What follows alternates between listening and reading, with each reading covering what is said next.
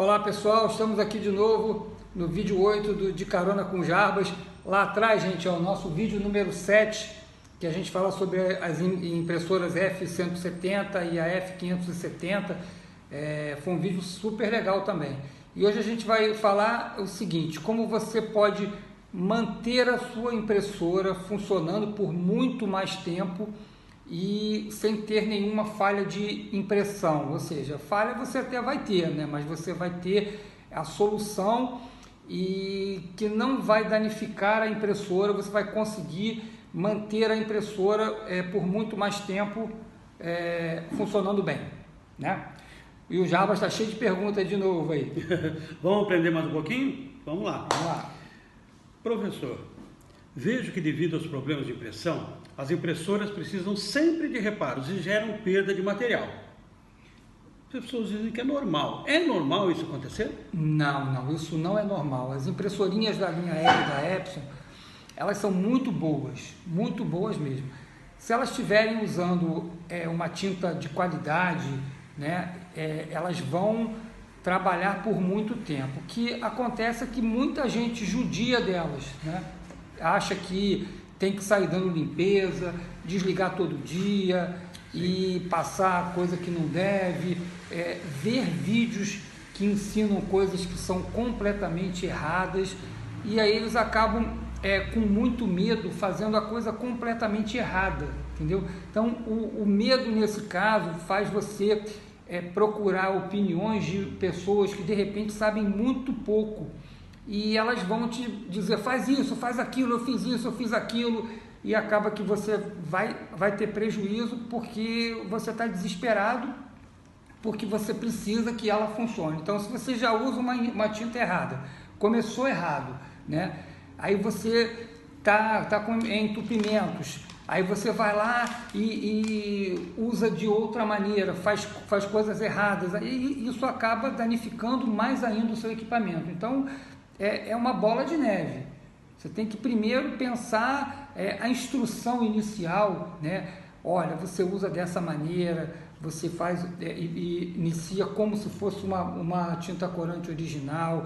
Não tem que mandar. Tem gente que acha que você tem que, quando compra a impressora que vem com a tinta corante, eles acham, pasme, mas isso é verdade, eles acham que você tem que levar para assistência técnica para você botar a tinta sublimática. Uhum. E não é nada disso, gente.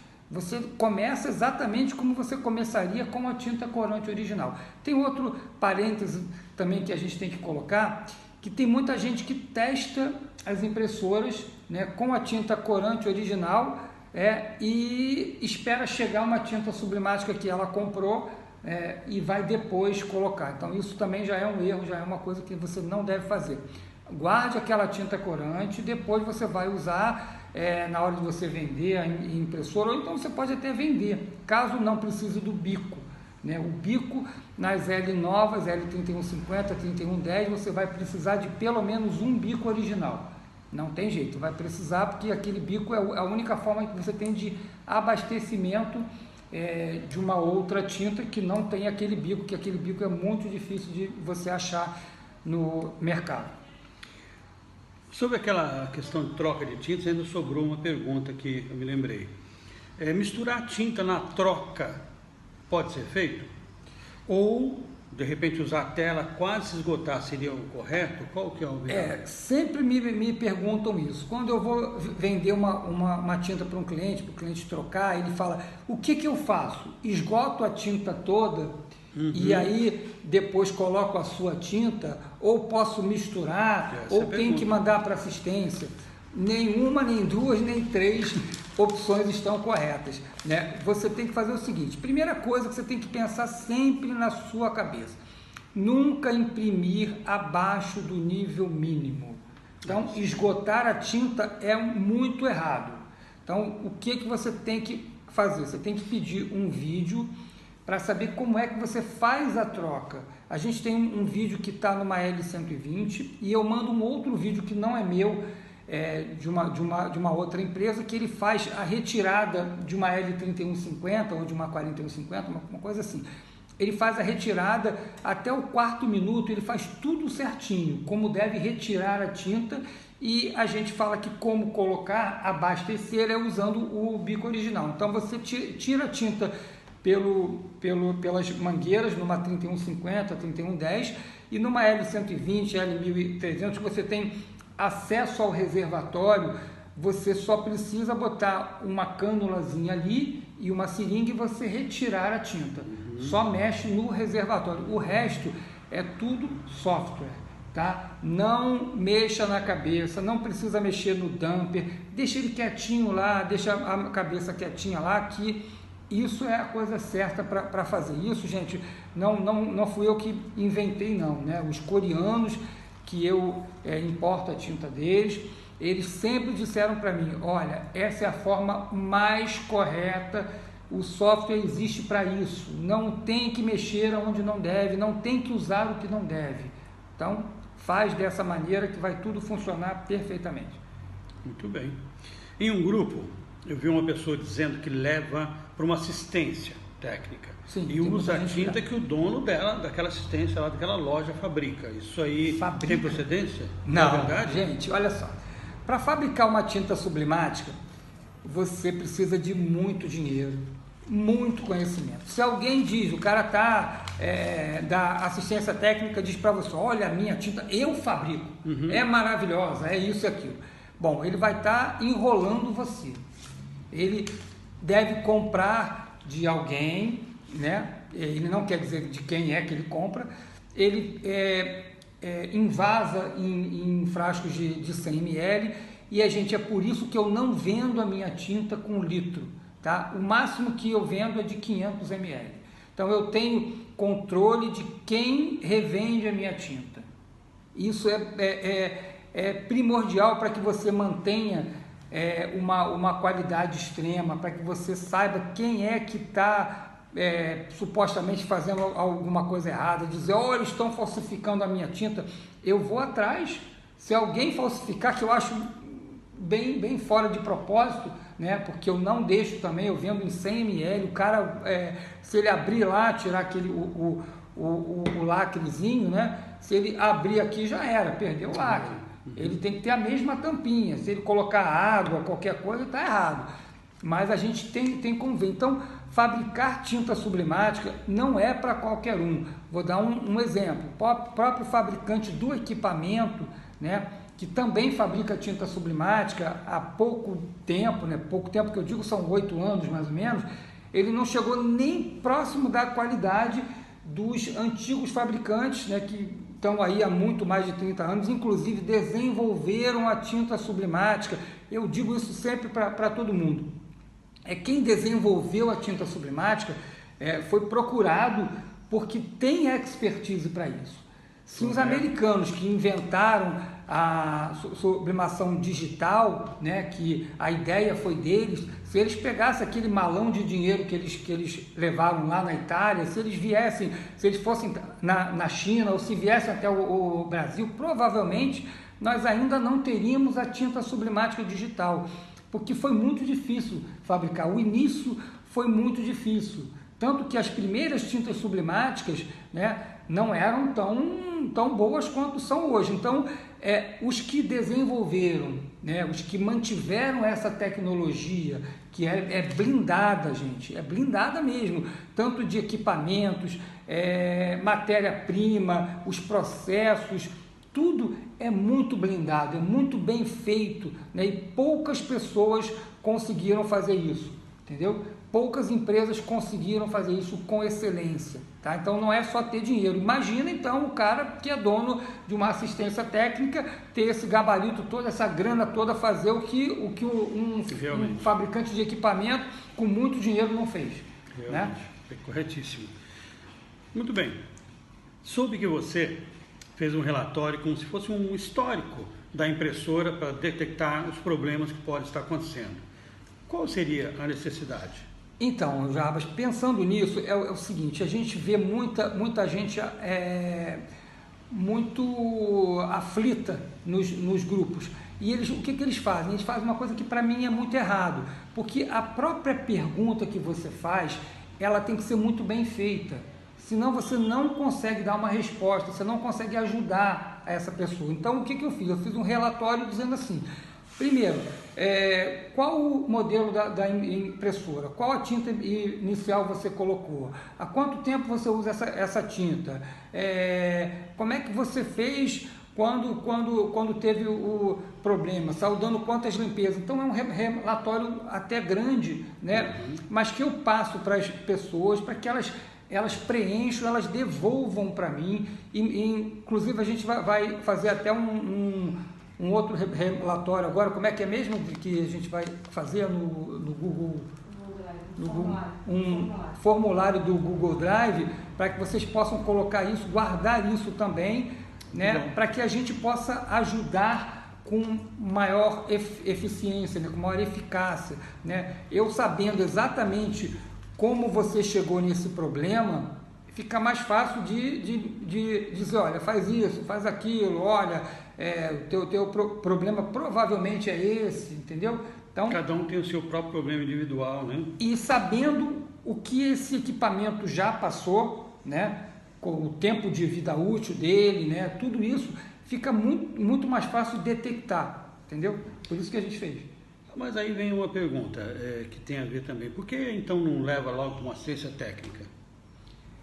Gente, eu não costumo generalizar, mas o que eu vejo sempre é o seguinte, toda assistência técnica que eu fui até hoje, né, que eu tive visita para tentar vender um líquido de limpeza que é maravilhoso, só que é caro.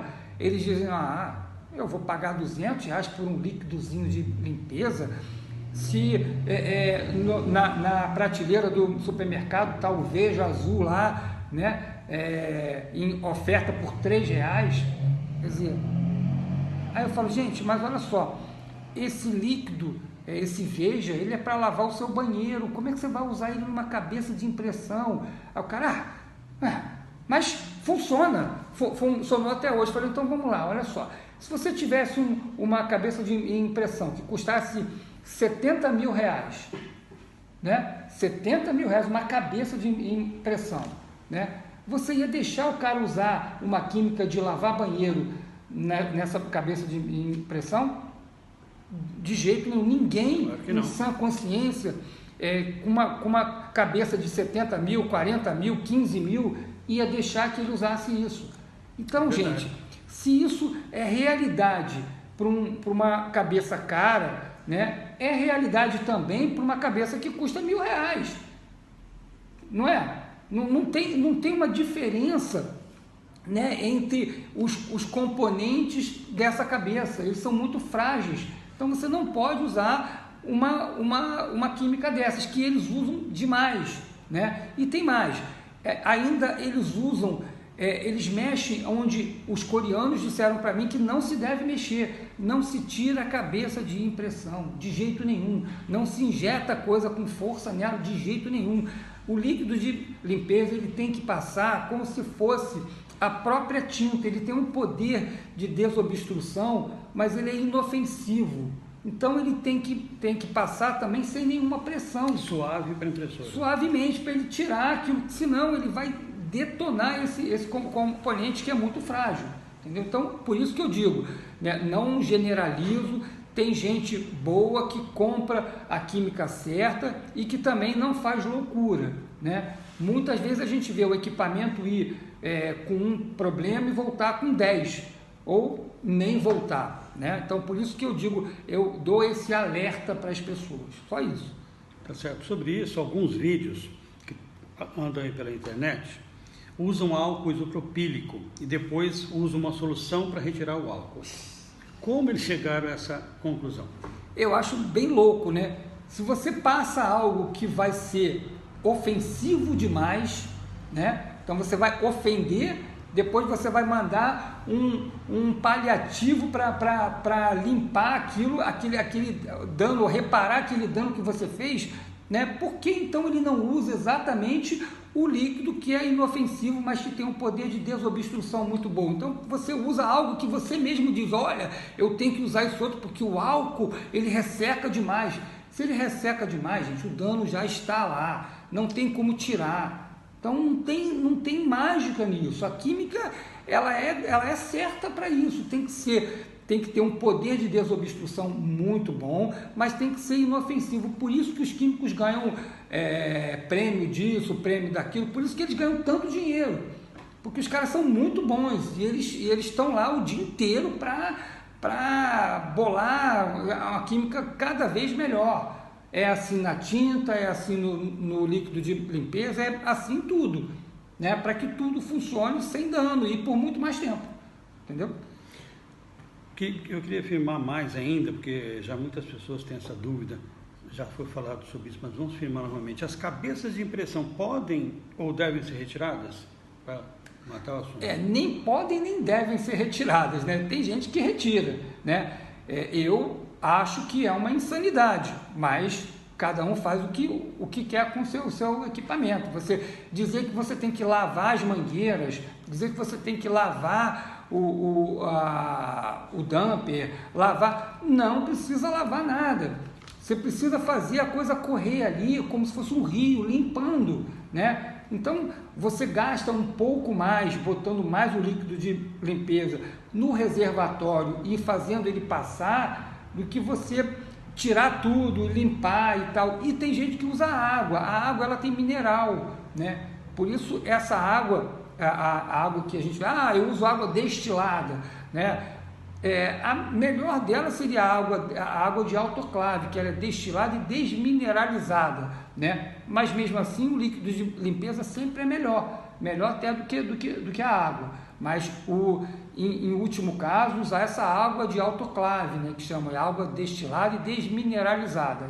Aí pelo menos dano maior ela não causará. Mas não deve retirar a cabeça do seu lugar, de jeito nenhum, deixa ela lá quietinha, que lá é o lugar dela.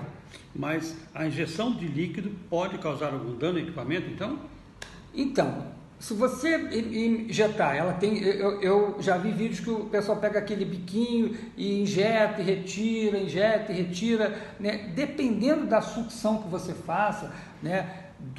Essa cabeça ela tem uma membrana, né? Ela é piezoelétrica, então ela é muito frágil, né? Ela expele a tinta, faz um movimento bem suave. Então, se você mexe naquele movimento dela, né? Que é elétrico, né? Você pode danificar. Então, ela é muito sensível.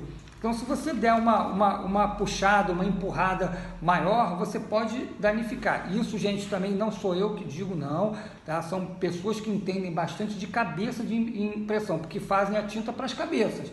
Então, eles sabem, né, aquilo que você pode e aquilo que você não pode fazer. Eles disseram para mim que não se deve mexer na cabeça injetando nada, né? Em último caso, se você achar que está muito entupida, que não deu jeito, você pode até tentar, mas o risco é alto, entendeu?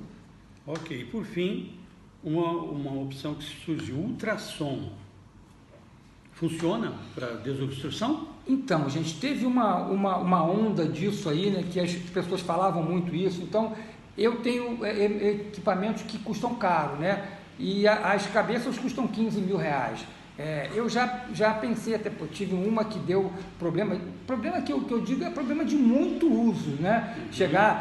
Ela tem garantia de 6 bilhões de disparos, né? Que chamam de shots, né?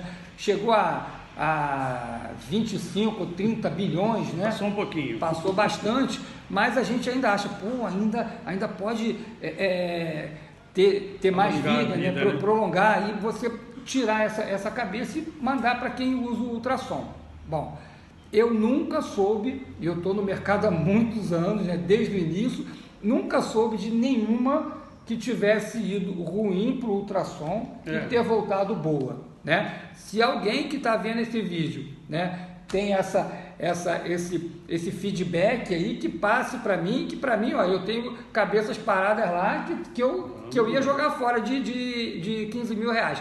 Até hoje eu escutei muito isso e nunca vi, aquela do São Tomé, né? Nunca vi ninguém dizer, olha, eu levei para lá, o cara passou o ultrassom, tá aqui perfeita, para mais um ano de uso. E você conhece todo mundo da área, quem tem blog, tem enfim no Brasil inteiro, né? Muita gente com equipamentos grandes que a gente já vende. seria falado sobre isso. Eu não vendo cabeça, mas eu sei quem vende, converso muito com eles, né? Existe isso, cara, nunca vi. Então, é mais ou menos por aí que a coisa funciona. Tá certo, estou satisfeito por agora. Eu vou dar mais um adendo aí, gente. É o seguinte, eu tive uma cliente que ela teve um problema, e eu até falo isso, né? Ela tinha uma impressorinha, fez uma viagem com ela, né? E deixou 11 meses parada. 11 meses. Quase um ano parada, né? Mas ela usava a minha tinta. Só que ela esqueceu de ligar para mim. Ela ligou em impressora, né? Que tinha feito a viagem e deu problema de impressão. Tava com os orifíciozinhos, tava com falha, né? Aí, natural, né? O que ela fez? Ela foi na internet, aí já disseram para ela que ela tinha que fazer um monte de limpeza. Ela fez um monte de limpeza, completamente errado. Quando ela ia levar para assistência técnica, ela ligou para mim. Ela lembrou. Pô, eu vou ligar para ele. Eu falei, calma, não houve nada. O que você fez? Ah, eu fiz uma viagem. Eu falei, opa, peraí. Você fez uma viagem, você mexeu bastante. Pode ter entrado ar, né? Então faz o seguinte, faz uma eliminação total da tinta. Ela fez a eliminação total, gastou um pouquinho mais de tinta, ela tirou o ar, ponto. Ela ligou para mim, Marcelo, graças a Deus, está tudo funcionando maravilhosamente depois de 11 meses parada.